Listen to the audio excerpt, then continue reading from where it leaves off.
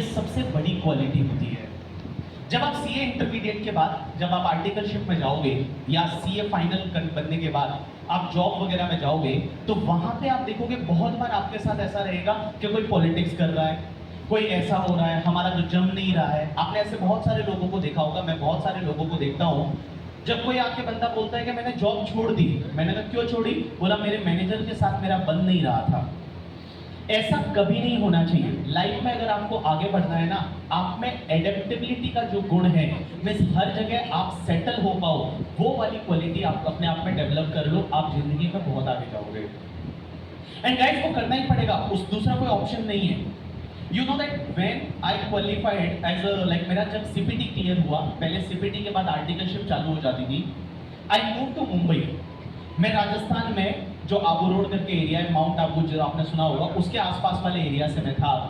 और वहां से जैसे ही मैंने सीपीटी क्लियर किया, उसके बाद मैंने सोचा कि अब मैं कहाँ जाऊँ आर्टिकलशिप के लिए। तो हमारे पास में मुंबई पड़ता था, मैं मुंबई गया। मुंबई में मैं बताऊं, जब मैं मुंबई पहुंचा वहां पे, तो वहां सबसे पहली चीज के रहना कहाँ पे। मैं रहने के लिए, मेरा मासी का लड़का था जो डायमंड फैक्ट्री में वहां पे जो घिसाई का वगैरह काम होता है, असोल्टिंग का, वहां पे काम करता था। बहुत ही छोटे लेवल पे काम करता था, उसका 6-7,000 सैलरी हुआ करता होगा उस टाइम पे। मैंने उससे पूछा कि तू कहाँ रहता है, तो उसने मुझे बोला कि भैया मैं रहता हूँ, वो एक छोटा सा रूम था 10x10 का, और उसमें ऑलरेडी वो 8 फ्रेंड रहते थे। मीन्स 10x10 के रूम में 8 लोग ऑलरेडी रहते थे, 4 लोग ऊपर सोते थे, एक स्लैब डाल के 4 लोग नीचे सोते थे। मैं वहां पे गया उसके पास में, और मैं 2 दिन उसके वहां पे रुका। और 2 दिन के बाद उसने मुझे बोल दिया कि भैया तीसरे दिन से आप यहाँ नहीं रह सकते क्योंकि मेरे फ्रेंड्स को दिक्कत है। मैंने कहा ठीक है, अब मैं कहाँ रहूँ। मैंने उस दिन सोचा कि यार छोड़ना, यार क्या करना है मुंबई में आर्टिकलशिप एंड ऑल, मैं वापस चला जाता हूँ राजस्थान। कितना अच्छा था हमारा घर, गांव में घर कितना बड़ा होता है, बड़ा सा घर है, बड़ा सा खेत है, वहीं पे कुछ कर लेंगे, 10-15 हजार कमा लेंगे, जिंदगी सेट है। वैसा मैंने सोचा 1-2 बार, बट फिर मुझे लगा कि क्या मैं इसीलिए यहाँ पे आया था? ऑब्वियसली नहीं आया था। मैंने क्या किया, मेरा एक फ्रेंड था जो गांव में मेरे साथ में था, मैंने उसको कॉल किया, उसका नाम था गणेश।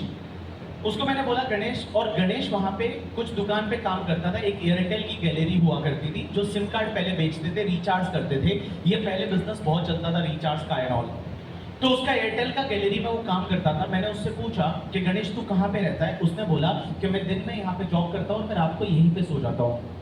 मैंने बोला तेरे बॉस से बात करके अगर हो सकता है, पॉसिबल हो सकता है, तो मेरे लिए भी यहाँ पे अरेंजमेंट कर लेना, मैं यहाँ पे तेरे साथ ही रह लूंगा।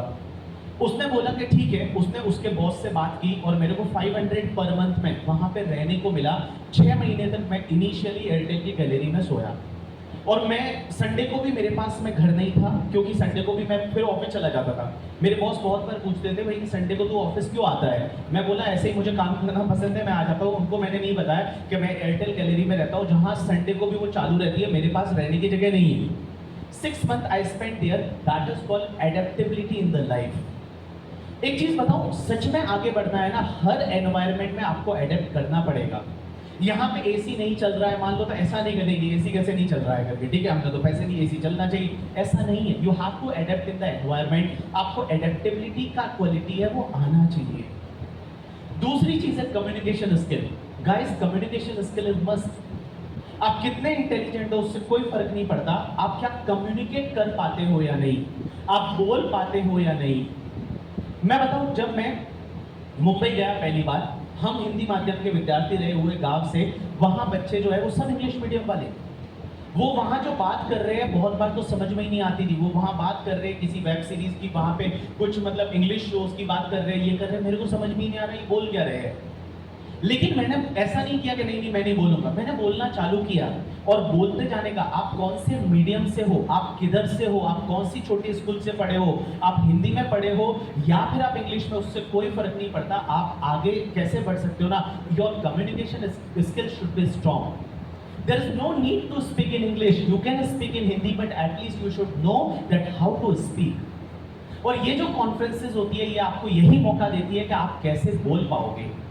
ये कॉन्फ्रेंसेस में यहाँ पे 3 बच्चों ने आके प्रेजेंट किया, ऐसे ऐसे 15-20 बच्चे रहेंगे जो प्रेजेंट कर रहे हैं। आपको ये डिसाइड करना है कि अगली जो भी कॉन्फ्रेंस यहाँ आसपास में होगी, कहीं भी होगी, नेशनल लेवल की होगी, वहां आप जाके प्रेजेंट करो।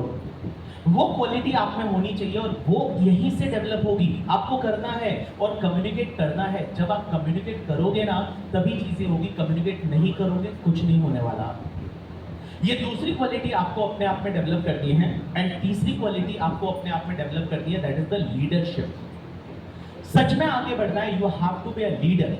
मुकेश अंबानी या फिर अदानी वगैरह जो है वो पूरा बिजनेस खुद नहीं करते हैं, but they are a very good leader. आपको अपना काम दूसरों को देना पड़ेगा, आप में लीडरशिप क्वालिटी होनी चाहिए। यहाँ पे जितने भी ये सिकासा के मेंबर है, ये आपके सामने, आपको पता रहेगा लास्ट के 15-20 दिन से ये लोग एफर्ट मार रहे हैं आपको इस कॉन्फ्रेंस में लाने के लिए। एंड यू नो दैट, आप अगर देखोगे इनको 10 साल बाद, 15 साल बाद, they will be at very good position, जहां पे ये लीडरशिप जो है, ये लीडरशिप यहीं पे तो सीखते हैं। तो आपकी लीडरशिप होनी चाहिए। And guys, fourth and last जो पॉइंट है जिस पे आपको ध्यान देना है, दैट इज योर कंटेंट। आपका कंटेंट बहुत अच्छा होना चाहिए। मीन्स आप जो चीज में हो, जो आप पढ़ते हो, उसमें आप बहुत स्ट्रांग होने चाहिए, आपका कंटेंट अच्छा होना चाहिए। ये 4 क्वालिटी अगर आप लाइफ में डेवलप कर दो ना, तो भाई साहब like sky is the limit. आपके पास बहुत सारी अपॉर्चुनिटीज है, वो लाइफ में आपको मिलती रहेगी।